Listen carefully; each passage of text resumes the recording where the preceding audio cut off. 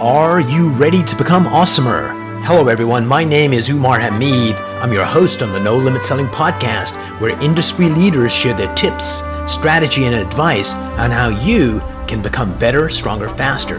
Just before we get started, I've got a question for you. Do you have a negative voice inside your head? We all do, right? I'm going to help you remove that voice in under 30 days guaranteed. Not only remove it, but transform it. So instead of the voice that sabotages you, there's one that propels you to much higher levels of performance and success. There's a link in the show notes. Click on it to find out more. All right, let's get started. Hey everyone, welcome to another episode of the No Limit Selling podcast. Today I have Dan Plowman here. He is a realtor, he's a leader, an extraordinary person. Dan, welcome to the program. Thank you. Thanks for having me. Oh, my pleasure. So what's that line? What's a nice boy like you doing in an industry like this? 32 years. 32 years. And I think it's the best business in the world. I mean, it is glorious in so many ways because ultimately at the end of the day, I'm not sure if we call it the Canadian dream here, but certainly the phrase, the American dream, is home ownership. And it just changes your relationship with the world when you have a home. It changes your wealth. It changes your mindset. It builds community. And miraculous, you get to help people do that. I agree. I do believe in North America and actually a lot of the world. It's certainly the dream for most to have a home, own your own home. Without question, it's very, very much up there. And with financing and rates the way they've been and the way things have gone through the roof is another story. But home ownership has become attainable. Maybe not so much the last 3 or 4 years for people with price increases, but prior to that, with interest rates as low as they've been, yes, it's been a very much an attainable dream for people coming new to the country and people that have been here for years and their kids as well. I think it's getting more difficult with things the way they've gone, but that's another story, I'm sure. Yeah, we'll kind of delve into that. So how many years were you a solo operator, just Dan out there helping people before you decided to build a team? A good 10 or 12 on my own. And then I dabbled with trying to bring people into work with me, for me is what I call it then. You're working for me, my assistant. It was all ego driven without any specific systems that were to their benefit, because it took me a while to realize it wasn't about me, it was about them. And once I'd done that, developed systems for them that developed a better platform for a licensed realtor to make money on without risk or without expenses. In other words, a true platform that was better than that of which traditional real estate offered. Until I provided that, retention was null and void. People were coming and going. So, and that's one of the big reasons why we retain and keep our partners as long as we do. Brilliant. I was chatting with this industry leader in Maryland, in the U.S., the state of Maryland, and she was telling me a story that her husband had gone to college to study real estate. And it was like a long program, and he came out of it, and he says, "Hey, honey, this weekend, don't make any plans. I'm going to be hitting the books because I've got my exam on Monday. And hey, little lady, if you want, you can study the exam too, because you don't have to go to college like I did, and you could give it a shot." Guess who passed the exam on Monday and who didn't? Yeah, I'm not surprised. And the reason I bring it up is that she passed, he did not pass. And then 3 months later, he ran away with her best friend and left her with 2 kids. And she was a school teacher and said, "Hey, I need more income to support my kids. I'm going to become a realtor." And the first 6 months of real estate, it was all about, "Oh my God, my husband left me, and this is a new industry." It was not about the customer. And then her boss basically said, "Look, this is not an industry for you, but I don't want to abandon you. What I'm going to do is give you an assessment, what career you're best suited for." And the results come back, and the career is real estate. So he gives her one more shot. And on the second time around, she realizes it's not about me. It's not about my sad story. It's about the customer. And the reason I share that story with you is that she became one of the first women in the state of Maryland to actually make $1 million. Nice. Because it was all about the customer. And it's so hard to let go of that because we're trained, no matter what your profession is, it's all about me and it's about my greatness and my experience, when true leadership is about how can I serve you to bring the best performance out of you. And so how did you learn that lesson? Like, what was the tipping point where you went from, it's not about Dan, it's about how can I empower other people? Well, as you tell that story, I can't help but think back to the large corporate brand that I had attached myself to for my first really 23 years, 22 years in the business. And the first 12 for sure, I was very much driven by, the accolades, the trophies every year. Look at me across the stage. Look what I got. And, always thinking, where's my next deal going to come from? Or my next commission, and I think as you told that story, I thought about what the pivotal moment for me was about that 10, 12 year mark. And I realized this stuff doesn't matter. I mean, they were piling up. I was doing very well. Rookie of the year, my first year. I'd moved through all the awards at this point, and I think there was one or two more attainable that we did knock it out of the park very quickly, I might add, once my mindset had changed and shifted from, and I remember it very well, all about me, to it doesn't matter. If I can make the systems that are best for the client, to best serve the client, and now I was entering into a world of two clients. One was my partners, people I was bringing on the team. And of course, I still had my clients that we served in the market, in the industry, which we still do now. We sell a house each and every day here. So as I shifted my thoughts, it was interesting because I remember a couple of years went by. One year I didn't even go to the awards banquet. I was like, oh, that's interesting. I didn't care. And, a true shift in mindset, different things happen with regards to your beliefs, I think your integrity changes. And I don't mean I was a bad person by any means, but I mean integral for others as opposed to yourself. That's kind of what I mean. And that shift, that story that you told, brought that story to mind. And I can remember that pivotal shift when it happened for me.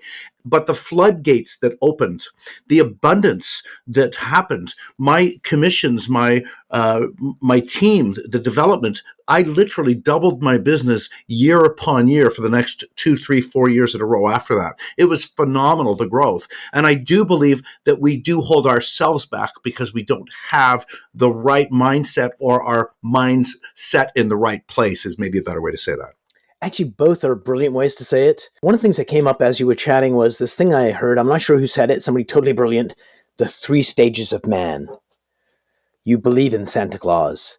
You don't believe in Santa Claus. And then you are Santa Claus. And that's what you described. It was like very much, when I realized it's not about me, how do I empower people? And I think really also that insight that these people that work for me actually don't. They're another customer base that I need to support. How can I support them in the way that they get what they want?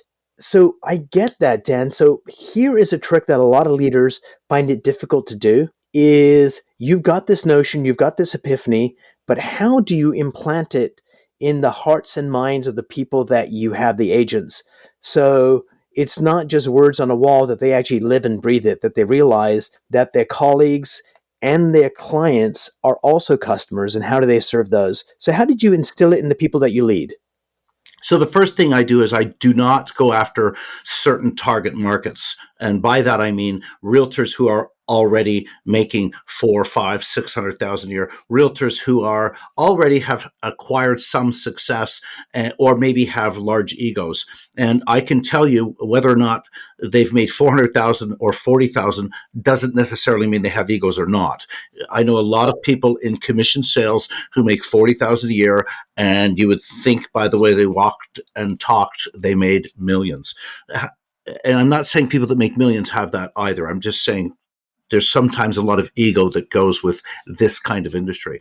Now, I prefer someone who's been in the business for a year or two, that knows how to write the contracts, write the amendments, do all the paperwork, understands that side of it. But for whatever reason, they've struggled. And there are many, many realtors, by the way, who fall in this category. Quite Absolutely. a high percentage. So my market for people, that when I advertise to them that, hey, come work on our team, or check out the team at least, because I can show you how to make 6 figures with no expenses in the first 12 months. And I make that statement with great confidence because we have systems that allow us to provide that for people where they don't have expenses, which immediately takes a lot of risk off the table for them.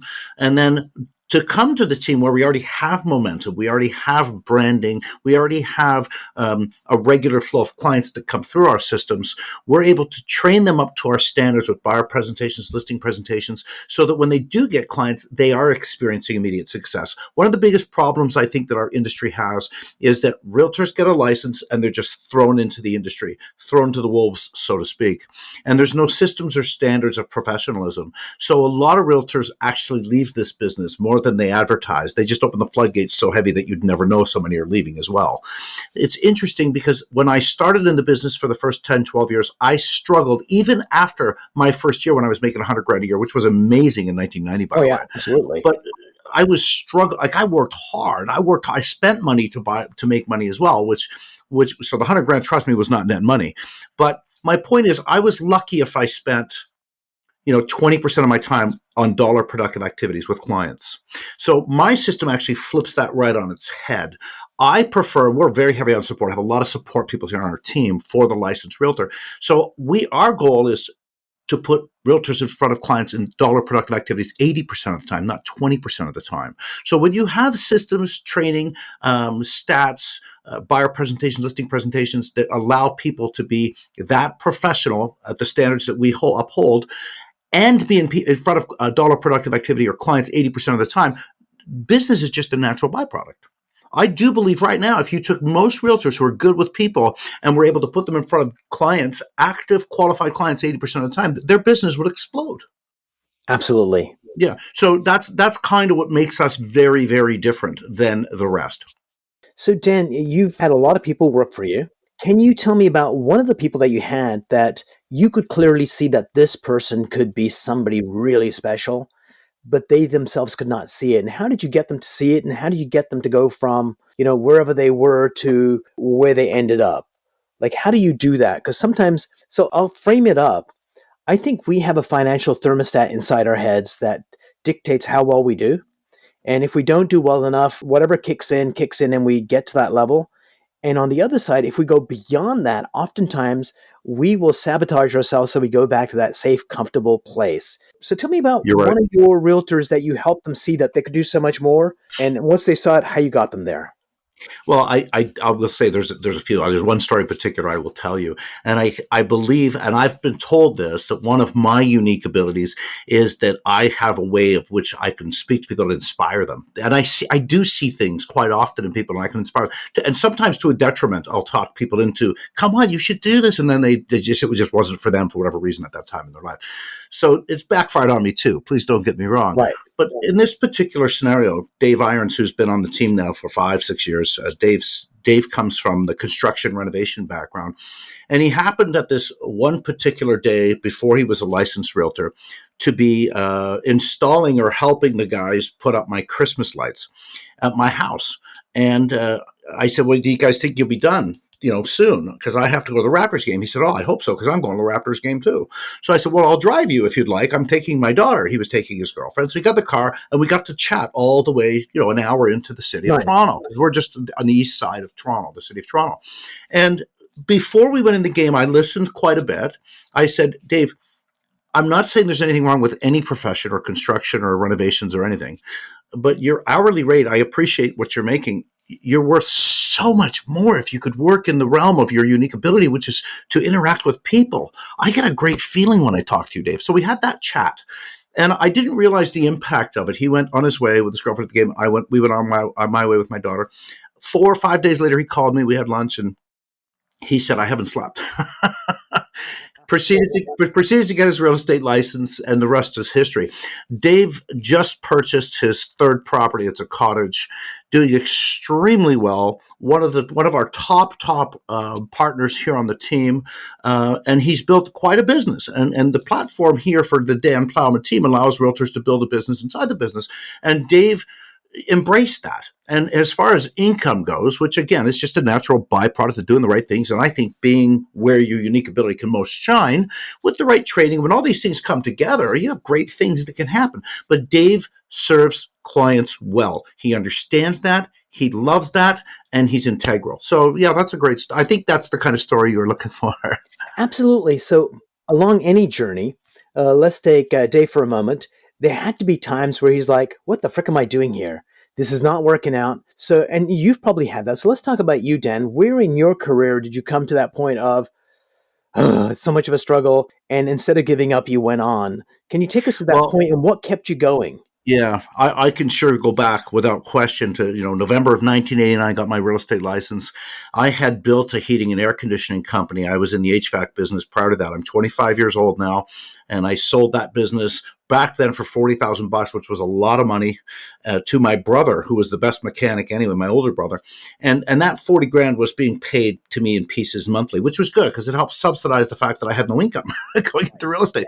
Because even if you sell a house that day, it just goes for 3 or 4 months, right? So, and at 25, I had 3 kids already. So you can imagine, this wasn't something I was like, I think I'll try this out. If it doesn't work out, maybe I'll try something else. This is like, I'm doing this now and I need to make money. In November of 89, I came into the business, and I remember 2 weeks after the broker record said, Dan, it was almost the day you walked through the door that the market changed. 1990, spring of 1990, flash forward a little bit, interest rates shot up to 16%. People started to hand their keys back to the bank. They were walking away from their homes, didn't have enough equity in the home to pay a realtor, never mind. Even if you did get a listing, there was no commission there. Realtors on our Durham Region Real Estate Board, the membership was about 3,000 at the time. Within 24 short months, had dropped in half. Half the realtors left the business. So the market was tough. How did I make Rookie of the Year my first year? How did I do it? Yes, there were times that I was absolutely sitting in my office, almost in tears, saying, what have I done? I left a steady income. I sold a business for a song for what it was producing in revenue for me, but I was grateful to be out of it. I wanted to be in this business. The part I loved most about the HVAC business was the sales that I do in the evenings. So I knew I was in the right space. I had just entered this at the worst time, which I think most people feel when they come in this business. Because a lot of people, the majority of people leave this business in the first 24 to 36 months to get a license, or they work other jobs, which means you're really not in the business, are you? So yes, I did go through that. Absolutely. How did I push through? How did I persevere? First of all, I had no other choice. Yep. There was nothing disposable about this for me. This was not something I could try and maybe get a divorce with. Okay. It was not an option for me.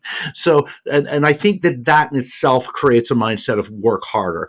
And I can remember working in the HVAC business 70 hours a week. I think that transferred over and paid me well. I did my 70-hour work weeks my first 5 years in the business. I can remember people would do open houses. They do an open house on a Saturday or Sunday from 2 to 4. Well, I would do 12 to 2 and then 2:30 to 4:30 Saturday, 12 to 2 and then 2:30 to 4:30 Sunday. I thought, okay, if they're doing one, I'm going to do 4 and I'm going to pick up more clients. This works, by the way. It's just numbers. I can remember being so enthusiastic talking to a realtor. He said, I put out 4 or 5 signs. Some people only put 2 out. I remember piling 12 signs in a van once, putting them out everywhere for an open house with great enthusiasm on a Saturday or a Sunday, whatever it was. And then on Monday, I remember the Ontario Provincial Police knocking at my office door with the broker record saying, are you Dan Plowman? I thought I was being arrested. And they said, Mr. Plowman, you're not allowed to put your open house signs down the 401 ramps on the highway. So you see, this is the kind of stuff that was in me. I wanted to do more. I wanted to do better. I wanted to do bigger. And it did pay me. It paid off. I got through the business. I made it through in the tough times. So here's something kind of really interesting, Dan, is you mentioned open houses. Like I know some really successful realtors that have teams and they love open houses because it's free client acquisition. So in your business, it's not terribly complicated. There's basic things you need to do, but people fail to do those basic things consistently. So how do you instill it in the people that you lead that, hey, do open houses, do prospecting, look after your customers? Because oftentimes it's like, hey, I'm making money, I'm doing well, I don't have to do that. How do you instill that, this is the way you become a leader in this industry? Well, I think that a lot of the problem isn't the basics and understanding do an open house, make your calls. I could name off 5 basic principles right now of which you could make money if you did. I think there are 5 finite details within each of those that allow those to be successful that people miss. For example, Yes. do an open house. Well, if you do an open house and you let people walk through and leave, you might as well stay at home, in my opinion, because the consumer today, they're savvy. They understand this is my right. I'm going to the open house. Thank you. Goodbye. So you've got to interrupt the habits so that you can attain one thing, which is a connection. And that's all we're trying to do with people is connect with them and talk with them. And I mean, for my partners on my team, for example, I believe it's important to, have little swag bags, and even if there's just rolled up coloring things with crayons in them with tissue paper out of them, and have a little bag with your logo on it. We're talking $4 a bag here. Put 30 of them on the table. You probably only go through 10 in the day or 15, and it's not a lot of money. But the difference is, somebody goes through the open house and sees you giving somebody something as they leave, they're going to connect with you and give you the right to ask them a few questions. You've Nice. interrupted their natural habits, which is thank you, goodbye, thank you, goodbye. Are you thinking about a move? No, we're just looking. Thank you, goodbye. I mean, I can only say this from experience. It's funny when I walk into a shoe store and hi, can I help you? I'm just looking. Okay, well, I don't just walk into shoe stores to look. I walk into shoe stores to buy shoes, but that's just me. And you would think they'd pick up on that by now. And the real good salespeople today are not salesy.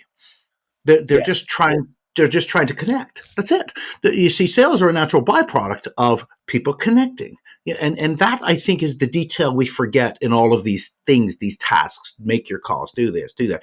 If people are making calls trying to list homes, you shouldn't make calls trying to list homes. You should make calls just try to connect with people that give you the right to call them back with some information about their neighborhood. That's it. That's it. The deals will come naturally if you have something that people realize you're not trying to push on them and you're offering them something of value. And I think that we as salespeople have been deemed and pegged with a title that should be consultant, not salesperson. And it goes back to the very first thing that you said when we started this interview. When you let go of ego and you realized it was about connection and other people, it changed your relationship with the industry, it changed your wealth. And we're talking about that now in those 5 steps. Don't forget, connection is the most important element in each one of those. I'm so happy that you see that and you know that. And it took me a long time to realize that. I'm grateful early in my career, I realized that. Uh, Early in my life. I mean, that applies to my relationship with my kids, my wife, with everything. It's such a big point. Absolutely. And I'm glad you said that last part too, because oftentimes we just take it for granted. Oh, my wife knows. No. When I give advice to people that are about to be married, this is my advice to them. Don't do it. No, other than that, the advice is this. The advice is it is not your job to love your wife. It's your job to make her feel loved and vice versa, which is a totally different thing. Yeah, that's a really great line. Men are from Venus, women are from Mars, or men are from Mars, women are from Yeah. Venus. That book comes to mind as you said that, and we often don't see it through the eyes or through the other lens. Well said. So, Dan, before we part company, I've got 3 questions for you. Yes, Number please. one, what are the 2 biggest challenges you're facing right now in your business? So I think the biggest challenge for me, being a team leader and someone who runs a training and coaching company, because ultimately what Dan Plowman Realty does, we sell a home each and every day. I sell a home each and every day, and I've done this in a way leveraging people, technology, and marketing that has allowed me to have the coaching training company, so I can give other realtors the same systems I run turnkey that are relevant today, by Nice. the way. So I think the biggest challenge for me is between my kids, my wife, is staying in control of my time in a way that serves me, serves my family, because business should not be first. Business should be a tool that allows us to have a life. And I, Absolutely. right. And I think for a lot of the years, first 10 years of my life, for sure, it was the other way around. Or first 10 years in this business was the other way around. And I got caught on that hamster wheel, and it took a long time to get off that hamster wheel. And I'm not saying that it doesn't need to turn to make money. I'm just saying you don't need to be on it for it to make money. You can leverage things. And that's why, again, another reason I believe this is the best business in the world. So the biggest challenge for me is constantly checking to make sure that I'm doing the right things. And my morning meditation and my morning time, my routine, if you will, keeps me on track in that. So I'm not sure if that's the biggest challenge for me anymore, but it's definitely something I'm constantly checking. From a business perspective, I think the biggest challenge is to ensure that the training and the culture that we maintain here as a team, as a group, is constantly in a great space. We went through some big changes about 2 years ago, and it meant moving some people out of the business, the building, the team. And it was tough because some of these people have been with me a long time. but it was the right move because we had grown in other areas and most other people had grown. And as a result, we needed to part ways, which is fine. It is what it is. And that was difficult for me from a loyalty standpoint, from, I don't know, call it what you want, just the norm. But I realize now, looking back, how that served us so well, seeing how we're growing now. I guess the biggest challenge, if I were to bring it down and to a little bit, would be, the inventory issue in our industry is a challenge for everyone. Very low, yeah. I don't think it's as much for the bigger teams because of the branding they have in the community. People do call us to list their homes. The individual agents, I think, are feeling that pinch more than anyone. But I guess from a challenge standpoint, I could honestly say I'm having a hard time answering that. Maybe that's a good thing. And I think the number one thing you articulated, which is things are going really well, but I'm being diligent to make sure they stay well, that I focus on that leadership component. Because a lot of times we take that for granted. We got that covered. And great leaders have their finger on their pulse always, because you get clues before things go off tracks. And most people only figure it out after things have derailed. And what you're saying is, before it gets to that, I figure it out. Well said. And I don't want to run in a reactive manner anymore. Well said. Brilliant. Last question, Dan. What's a book you'd recommend that people read? Well, I have run team summits annually for the training and coaching company for the past 12, 13 years. And I've been extremely fortunate to have recruited, people like David Chilton, the wealthy barber, and Pinball Clemens, and some pretty big names on our stage that have spoke as keynote speakers. One of my favorites, Robin Sharma, who wrote many New York Times bestsellers, actually a local boy from Markham, but I think the 5 a.m. Club is probably resonating the most in my mind right now, simply because I read it recently. I've been told by a couple of people, oddly enough, in the last week, the next book I should read, and I'm already into another one, will be Will, from Will Smith's book, and I haven't read it yet. Yes. I hear it's amazing. It is. I'm actually listening to it on Audible right now. Apparently it's incredible. So I'm going to go with Robin Sharma's 5 a.m. Club. I loved his Monk Who Sold His Ferrari from a humility standpoint. But the 5 a.m. Club reminded me of principles to take care of myself in the morning, to ensure that I'm in the right space, because that's what launches your day. And I believe that every day is going to happen anyway. So why not take care of yourself, launch the best day you can possibly have, because that's how you're going to have the best life and the best impact on others. So the book had huge impact on me and helped me sharpen my toolbox with regards to my routine in the morning. Great read. Well done. Hats off, Robin Sharma, 5 a.m. Club, to answer your question. Brilliant. And I read it too. Loved it. Dan, thanks so much for being on the show. And we're definitely going to have you back on. This was a delightful, hard to believe it was 27 minutes. It went by like that. Thank you for the opportunity. I appreciate it and love chatting with you. Thank you. Cheers.